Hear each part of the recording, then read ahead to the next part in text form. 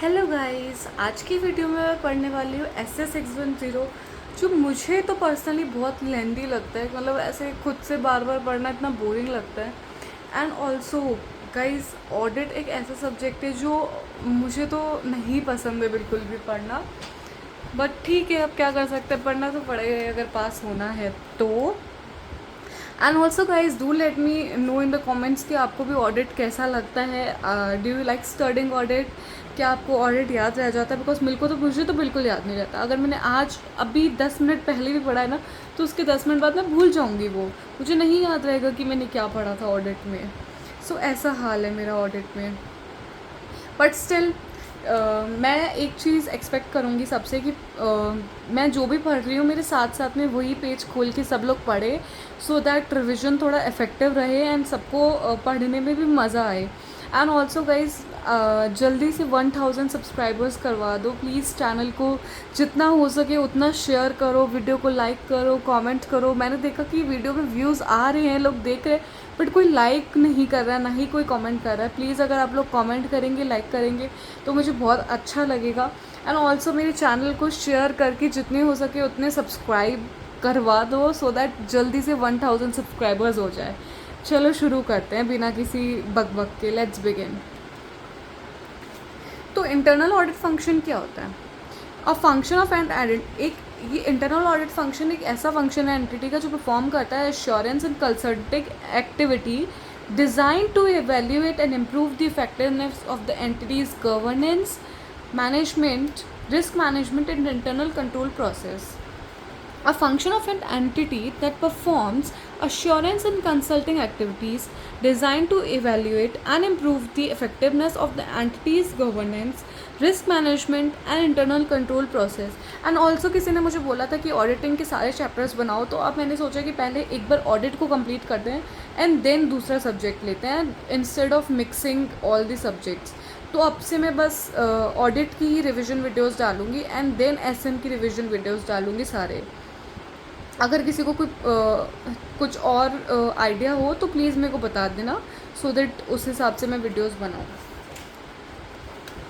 तो objective and scope of internal audit function typically includes assurance and consulting activities design to, वही same definition है internal audit function की। अब activities relating to governance पे क्या बोलते हैं? Assess the internal audit function जो है एसेस करता है governance process in its accomplishment of objectives on ethics and values, performance management, accountability, communicating risk and control information to appropriate areas of the organization, and effectiveness of communication among those charged with governance, external and internal auditors and management.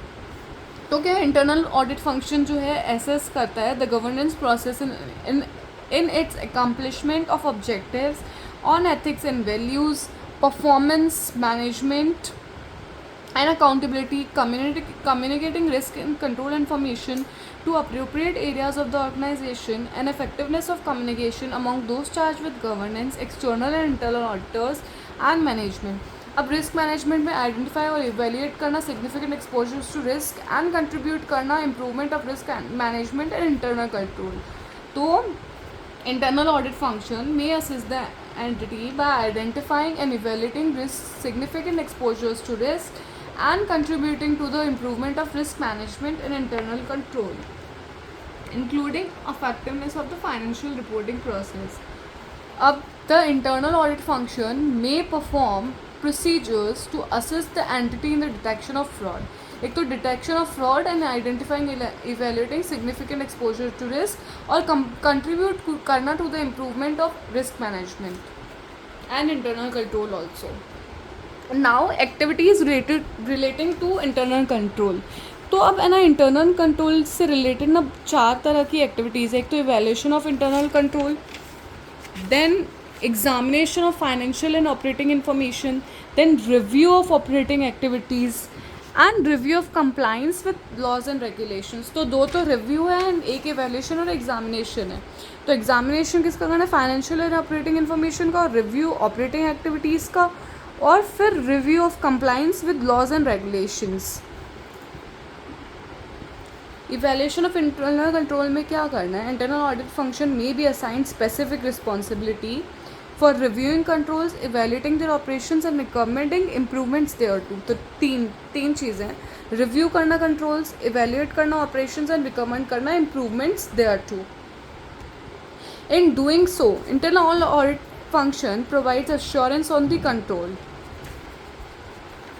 अब next में क्या करना है, review the means use to identify, recognise, measure, classify and report financial and operating information.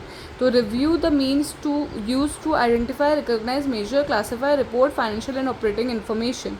अब review of operating activities में क्या है, the internal audit function may be assign to review the economy, efficiency and effectiveness, 3 economy, efficiency and effectiveness of operating activities including non-financial activities of an entity.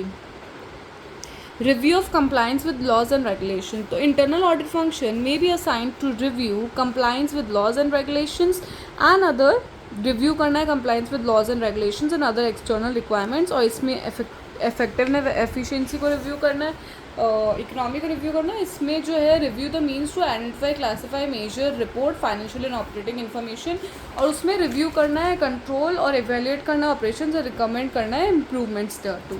तो objective and scope तो हमारा यहाँ complete हो गया। अब ये क्या बोलता है कि ways in which the external auditor may make use of the function for the purpose of the audit. तो ऑब्टेन करो information that is relevant to the external auditor's assessment, relevant हो एक्सटर्नल ऑडिटर्स के assessment के लिए। Obtain करना information that is relevant to the external auditor's assessment, relevant to the external auditor's assessment of the risk of material misstatement due to fraud and error. To obtain information that is relevant to the external auditor's assessment, to obtain information that is relevant to the external auditor's risk assessment of, हाँ ऐसी information operate करना जो external auditor के लिए relevant हो for assessment of risk of material misstatement whether due to fraud और error. और second में क्या बोल रहा है, अनलेस प्रोहिबिटेड और restricted to some extent by law और regulation, the external auditor after appropriate evaluation may decide to use work that has been performed by the internal audit function during the period in partial substitution. भाई obvious से बात है ना, partial substitution अगर सब तुम internal auditor से ही करवा लोगे तो फिर तुम खुद क्या करोगे, तुम्हारा क्या मतलब है। तो इसलिए इसने बोला है कि जो अनलेस प्रोहिबिटेड और restricted to some extent by law regulation, अगर लॉ रेगुलेशन प्रोहिबिट नहीं करता है, ना ही रेस्ट्रिक्ट करता है, तो हम यूज़ कर इट्स अप्रोप्रिएट। तो एक्सटर्नल ऑडिटर जो है अप्रोप्रिएट इवैल्यूएशन के बाद यूज़ करेगा work of internal audit during the period in partial substitution, मतलब थोड़ा बहुत इट्स लाइक सब्सटीट्यूट की तरह, partial substitute to be obtain directly by the external auditor. तो हम एक बार इंग्लिश में इनको वापस पढ़ लेते हैं स्टडी मटेरियल का। To obtain information that is relevant to the external auditor's assessment of the risk of material misstatement due to fraud or error, unless prohibited or restricted to some extent by law or regulation, the external auditor, after appropriate evaluation, may decide to use the work that has been performed by the internal audit function during the period of the partial substitution. अब क्या बोलते हैं कि या तो आप direct assistance भी provide कर सकते हो, है ना। तो अनलेस प्रोहिबिटेड और restricted to some extent by law regulation, वही लाइन। फिर external auditor may use internal auditor to perform procedures under the direction, supervision, review of the external auditor. External auditor use करेगा internal auditor को to perform करने में audit procedure under the direction, supervision, review of the external auditor. अब SA 610 का scope क्या है, या तो using the work of the internal audit function for obtaining, या तो वर्क यूज़ करो, या फिर इंटरनल ऑडिटर को डायरेक्ट असिस्टेंट प्रोवाइड करो, इंटरनल ऑडिटर को ही यूज़ करो या फिर उसके वर्क को यूज़ करो, दोनों में से कोई एक चीज़ कर सकते हैं। Provide under the direction, supervision and review of the external auditor. अब एक्सटर्नल ऑडिटर की रिस्पॉन्सिबिलिटी क्या है फॉर द ऑडिट, तो एक तो है कि आप तो it also defines the necessary work to obtain sufficient that the work of the direct adequate है, वो जो डायरेक्ट असिस्टेंस हमने प्रोवाइड करी है वो इज़ एडिक्वेट है for the purpose of the audit, that is adequate for the purpose of the audit, that is adequate for the purpose of the audit. आप क्या बोल रहे हैं कि एक्सटर्नल ऑडिटर का जो है ना वो ऑब्जेक्टिव क्या है, where the entity is internal audit function. एक तो ये डिटरमाइन करना that the work of the internal audit function और direct assistance from the internal auditor can be use. पहले तो ये करना कि या तो आप इंटरनल ऑडिट का वर्क यूज़ करते हो या फिर इंटरनल ऑडिटर को डायरेक्ट असिस्टेंस के लिए जो यूज़ करते हो वो आप यूज़ कर सकते हो। और अगर कर सकते हो तो विद कौन सी एरियाज़ में कर सकते हो और कितने एक्सटेंट तक कर सकते हो, in which areas and to what extent having made that determination. तो to determine whether the work of the internal audit function or direct assistance from the internal auditors can be used, and if so in which areas and to what extent having made that determination। तो to determine करना whether the work of the internal audit function और direct assistance from internal auditor can be use, and if so in which areas and to what extent having made that determination.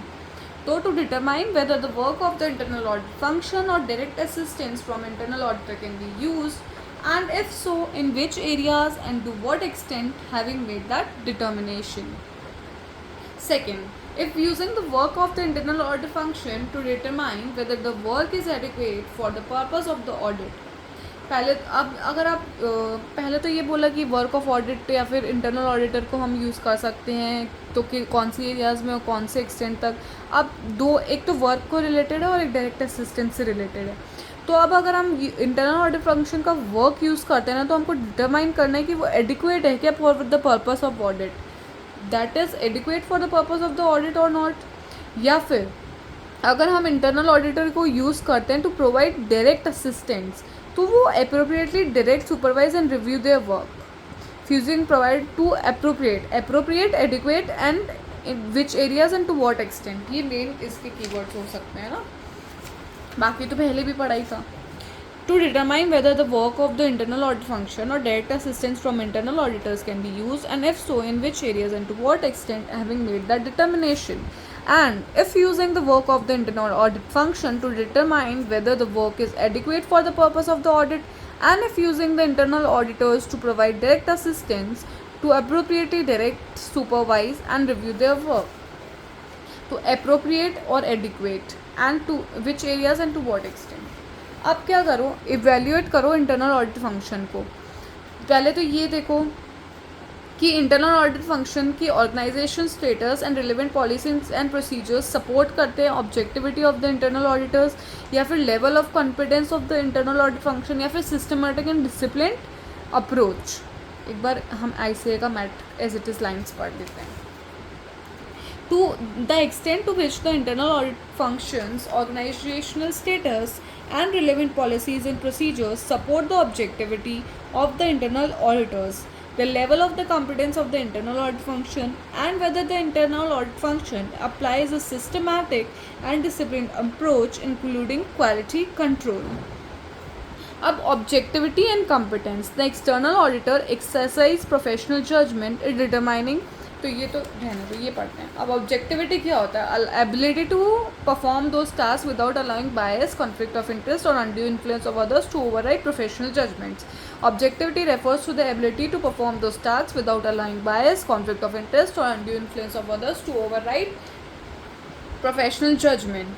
Factors that may affect the external auditors evaluation relation to objectivity factors कौन से हो गए, एक तो whether the organisational status of the internal audit function include functions authority and accountability, supports the ability of the function to be free from bias, conflict of interest or undue influence। तो ability of the function to be free from bias, undue influence और conflict of interest, या फिर जो TCWG है वो oversee करते हैं employment decisions related to the internal audit function, determining the appropriate remuneration policy। इसका एग्जाम्पल है डिटरमाइन करना अप्रोप्रिएट रिम्यूनरेशन पॉलिसी, जो TCWG है वो ओवरसी करते हैं एम्प्लॉयमेंट डिसीजंस। और तीसरा फैक्टर है कि कोई कंस्ट्रेंट या रेस्ट्रिक्शन तो नहीं प्लेस किया गया on the internal audit function by management, और दोस्त हैज़ विद गवर्नेंस, जिसका एग्जांपल है using communicating internal audit function findings to the external auditor. अब क्या है, whether the internal audit function जो है वो फ्री है ऑफ एनी कॉन्फ्लिक्टिंग रिस्पॉन्सिबिलिटीज़, तो मैनेजरियल, ऑपरेशनल एंड ऐसे करके। तो कंस्ट्रेंट वाला हो गया, रेस्ट्रिक्शन वाला हो गया। फ्री ऑफ कॉन्फ्लिक्टिंग रिस्पॉन्सिबिलिटी हो गया, ओवरसी एम्प्लॉयमेंट डिसीजंस हो गया, और एक डेफिनेशन वाला same function to be free from bias, conflict of interest और अनड्यू इन्फ्लुएंस ऑफ अदर्स. अब competence and its evaluations. To competence of the internal audit functions refer to the attainment and maintenance of knowledge and skills of the function as a whole at the level required to enable assigned tasks to be performed diligently and in accordance with the applicable professional standards.